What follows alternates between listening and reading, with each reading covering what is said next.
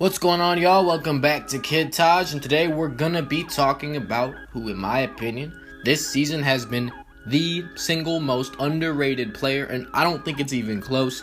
Yeah, we're gonna get into this. If you enjoyed this video, don't forget to leave a like, comment, an idea down below, subscribe if you're new. Let's get into this. So in the 13-14 NBA season, Phoenix Suns point guard Goran Dragic won the Most Improved Player award. He was coming off a season where he averaged 15 points, 7 assists, and he translated that into 20 points, 6 assists. Yes, his assists did go down, but the team was better. I believe they won 49 games that year. And he was shooting like 51% from the field, 41% from three. Very, very efficient. If you don't know this about Goran Dragic, let me tell you, this dude is mad efficient. Like, he is really selective with his shots. He doesn't get up enough, probably. I mean, throughout his career, he's made more shots out of the ones that he's taken. Like, his field goal percentage has been incredible for his whole career, basically. He's had 3 seasons where he shot over 50% from the field, and he's a point guard, and he hasn't been like, he's a 36% career 3-point shooter, so it's not like he's just out there, shooting threes and he's a dead eye or whatever. And I don't know, I guess you wouldn't shoot as good of a 3-point percentage, but I'm thinking about like Steph Curry, because Steph Curry was one of those guys that shot over 50% from the field, and he's a point guard. But that's just because Curry, it's he's gonna be extremely efficient. Goran Dragic is kind of like that, except he doesn't have the same shooting ability, but he's an extremely talented player.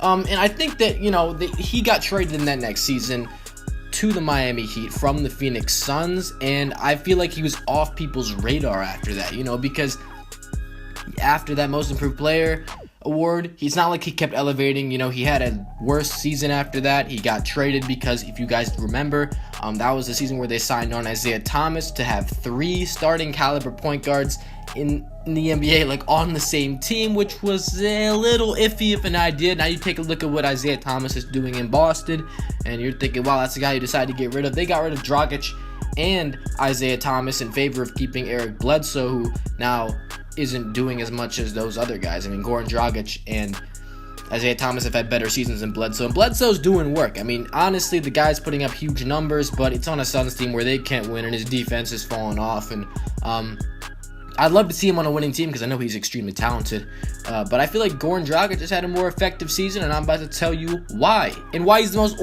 underrated player in the league. Honestly, nobody ever talks about Goran Dragic. You look at all the Eastern Conference point guards, elite point guards in the East, like John Wall, like Isaiah Thomas, like Kyle Lowry, like Kyrie Irving. There's more. Who am I forgetting?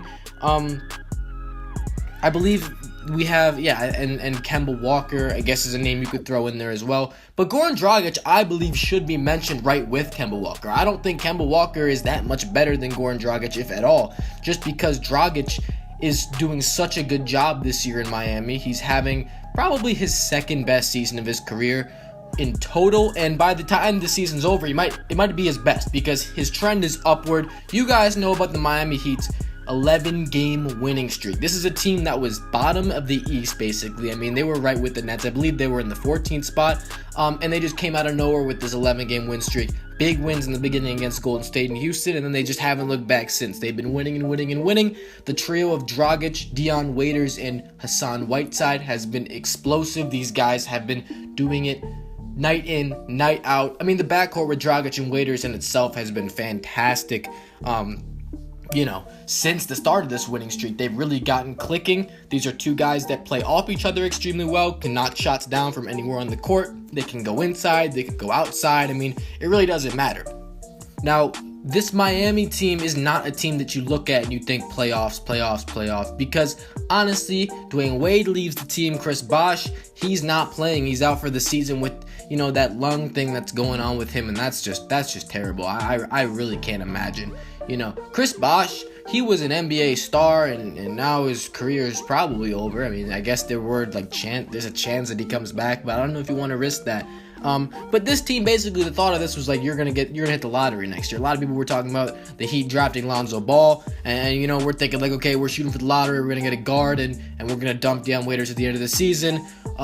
And because Dion Waiters, this is also, I made a video about Dion Waiters, but he wasn't even starting at the beginning of the year. I mean, he was getting 15 minutes a game. They had Josh Richardson starting, but he got injured. The Miami Heat tried a lot of different shooting guards, and Dion Waiters He wasn't like the for sure starter, and now, we know he's the starter. But Goran Dragic was the point guard for this team last year, the year before, and then, half of the year before that. But last year, he formed the backcourt with Dwayne Wade, and they played pretty well. They got the 3rd seed in the Eastern Conference. It looked like they could maybe be a dark horse for that NBA title. Chris Bosh gets injured, and it's just not enough, because Hassan Whiteside got injured in the playoffs, and, things just didn't go well when something like that happens. Goran Dragic, after that, it was like people didn't really care about this guy because we saw the Heat were looking really bad.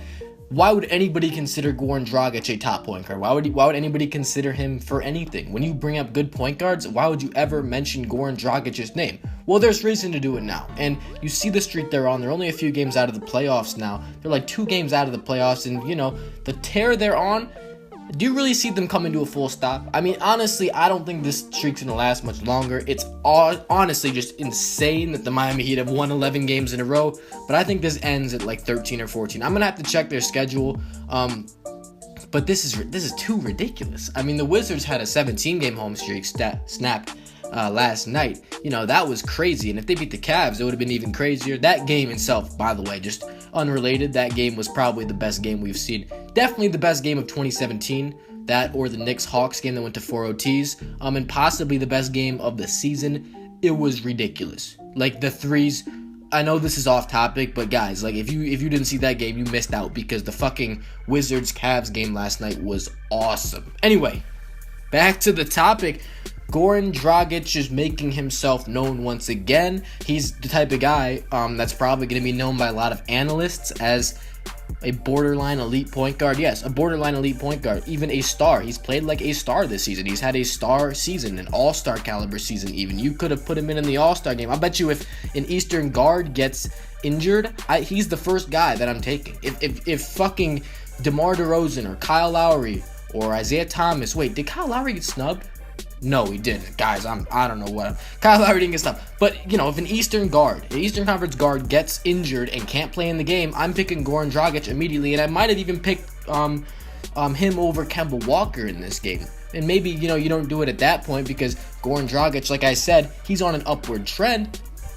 But, so far this season, he's been ridiculous. And I'm about to tell you his numbers so I can make my point. He's averaging 20 points per game, 6.5 assists, 4 rebounds. He's shooting 48% from the field, 45% from 3. This is the biggest key because he's been splashing it this year. Yes, 45% from the 3-point line. He's making almost 2 a game, a career high 1.8 made per game. He's taking nearly 4 a game. And the 45% from the 3-point line, it's not a career high, I don't think. I mean, he had a season where he was traded from Houston to Phoenix, and when he was in Houston for 22 games, he shot 52% from 3, but in that second half with Phoenix, he shot only 28% from 3. So, I don't know. I mean, for a full season, this is as good as he's gotten. 45% from 3, and especially coming off last year, he only shot 31% from the 3-point line in the season last year. He's shooting 45% this year. The guy's been absolutely ridiculous, and during this streak, he's been incredible. I mean, honestly, you can't say enough about what Goran has done, and as the season's gone on, he's been better. His points per game by month has increased every month that he's played. In his last 3 games, this is just the beginning of February, I'm just looking at the game log, he's averaging 25 points, 7 assists, 4 boards, 66% from the field, 81% from 3. That's just the last 3 games, but, he took a lot. Like, honestly, in the last 3 games, he's 13 for 16 from the 3-point line. Jesus, he was 13 of 17 last game. Last game, he had 33 points, 9 assists, 13 of 17 from the field, and 7 of 9 from 3. He went off. And he had a great month of January. He had a stellar month of December before that.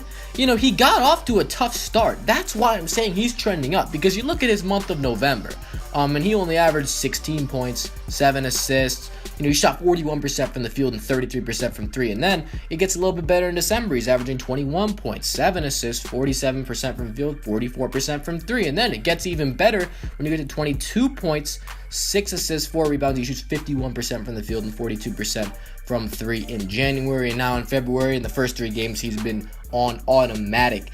I'm tired of this guy being underrated. I'm tired of us, thinking of him as an afterthought for a top guard in the East. I think he's a top 6 guard in the Eastern Conference, maybe even top 5. Maybe I'd edge Kemba out of there. I'm not sure about that yet. But this season, you know, he's put on a show. I just want to see him continue to do it.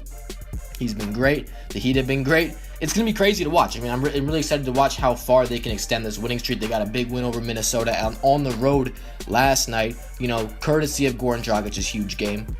This is a crazy thing we're seeing. Goran Dragic, again, most underrated player this year. I'm going out and making the claim. Yeah, that's going to do it for this video. I need this guy to get some recognition. I think this will get him the recognition he deserves. And yeah, I'm out. Thanks for watching, you guys. Peace.